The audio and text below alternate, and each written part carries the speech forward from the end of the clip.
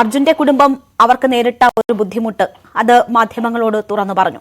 അതിനുശേഷം മനാഫ് പലതവണ മാധ്യമങ്ങളെ കണ്ടു, തന്റെ ഭാഗം എന്താണ് എന്ന് വിശദീകരിച്ചു. ഇന്നിപ്പോൾ എല്ലാ വിശദീകരണങ്ങൾക്കും അപ്പുറം ഇനി ഒന്നിനുമില്ല, ഒരു തുറന്നു പറച്ചിലിനുമില്ല, ഒരു പ്രശ്നത്തിനും താനില്ല, കുടുംബത്തോടെല്ലാം അവർക്കുണ്ടായ ബുദ്ധിമുട്ടുകളിൽ മാപ്പ് ചോദിക്കുന്നു എന്ന് പറഞ്ഞുകൊണ്ടാണ് മനാഫ് അവസാനിപ്പിക്കുന്നത്.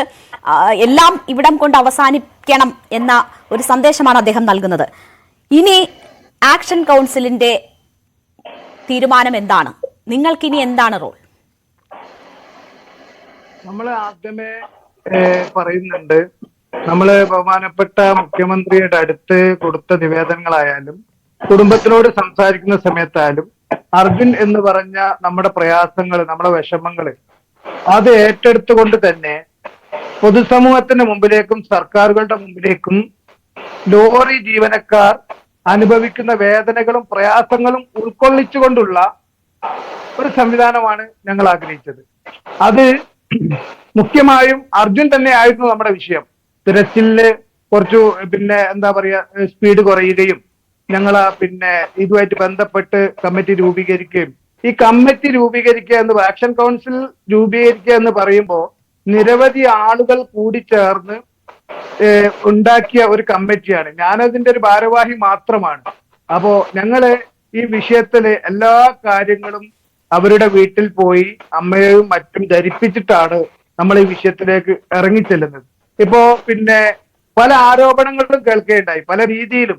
അപ്പൊ കുടുംബത്തിനെതിരെയൊക്കെ ഇത്തരത്തിലുള്ള ഒരു സൈബർ അറ്റാക്ക് ഒരിക്കലും ഞങ്ങൾ ആരും അംഗീകരിക്കുന്നില്ല. ഞങ്ങൾ എല്ലാവരും അർജുന്റെ കുടുംബത്തിന്റെ കൂടെ തന്നെയാണ്.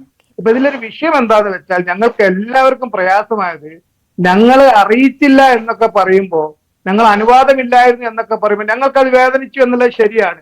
അതുപോലെ തന്നെ സാമ്പത്തിക ആരോപണങ്ങൾ, നമ്മളൊക്കെ വർഷങ്ങളായിട്ട് ഈ മേഖലയിൽ, സാമൂഹ്യ പ്രവർത്തന മേഖലയിൽ നിൽക്കുന്ന ആളുകളാണ്. നമുക്ക് ഈ വിഷയത്തിൽ ഇടപെടുമ്പോഴും മറ്റു വിഷയത്തിൽ ഇടപെടുമ്പോഴും ഇനി എന്തെങ്കിലും വിഷയങ്ങൾ ഉണ്ടാകുമ്പോൾ ഇടപെടുകയും ചെയ്യേണ്ട ആളുകളാണ്. അപ്പൊ നമുക്കെതിരെ ഇങ്ങനെ ഒരു ആരോപണം വന്നാൽ അത് കൃത്യമായി പറയേണ്ട ഉത്തരവാദിത്വമുണ്ട്. അതുകൊണ്ടാണ് ഞങ്ങൾ ഇന്ന് മാധ്യമത്തിനോട് പറഞ്ഞത്, ഞങ്ങൾ സാമ്പത്തികമായിട്ട് ഒരാളോടും പൊതുജനങ്ങളോട് ഞങ്ങൾ പണപ്പിരിവ് നടത്തിയിട്ടില്ല. പിന്നെ അതേപോലെ തന്നെ മനാഫ് പണപ്പിരിവ് നടത്തിയതായിട്ട് ഞങ്ങളുടെ ശ്രദ്ധയിൽപ്പെട്ടിട്ടില്ല.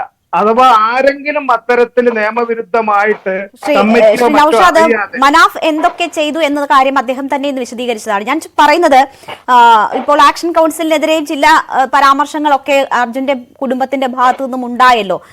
ഒരു പണപ്പിരിവുമായി ബന്ധപ്പെട്ടൊക്കെയുള്ള ചില കാര്യങ്ങൾ സൂചിപ്പിക്കുകയുണ്ടായി. നിങ്ങൾ ഇനി ഇത് പിരിച്ചുവിടുകയാണോ, അവസാനിപ്പിക്കുകയാണോ നിങ്ങളുടെ പ്രവർത്തനം?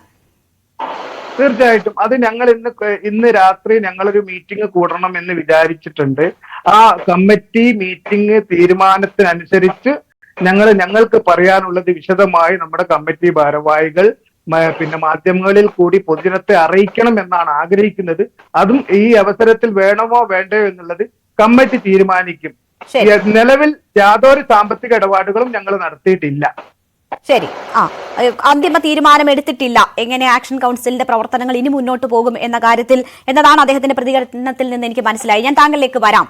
ഡോക്ടർ എൽസി ഉമ്മൻ, ഇവിടെ ആരെ കൊള്ളും ആരെ തള്ളും എന്നത് നമുക്ക് സാധ്യമല്ലാത്തൊരു സാഹചര്യമാണ്. കാരണം വലിയ ഒരു ദുരന്തം അല്ലെങ്കിൽ ഒരു നഷ്ടം നേരിട്ട കുടുംബമാണ് അർജുന്റെ കുടുംബം.